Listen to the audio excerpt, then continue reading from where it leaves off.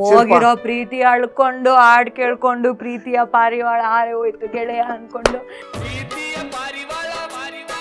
ನನಗೆ ಬ್ರೇಕಪ್ ಆಯ್ತು ನನ್ ಗೆಳೆಯ ಬಿಟ್ಟೋದ ಅಂತ ಹತ್ಕೊಂಡು ಇನ್ನು ನಾವು ಆ ಥರ ಏಜಲ್ಲಿ ಇದ್ದೀವಿ. ಪೀಪಲ್ ಆರ್ ಲೈಕ್ ಇವತ್ತು ಬ್ರೇಕಪ್ ಆಯ್ತು ನಾಳೆ ಹೋಗು go find someone go leave your life. You can't say if I don't like you why should I sit with you here.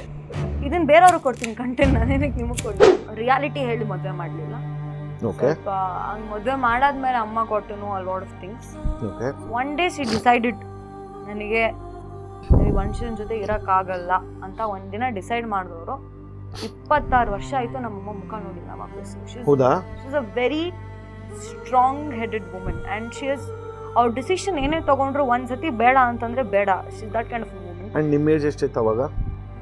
I think I was 5 years.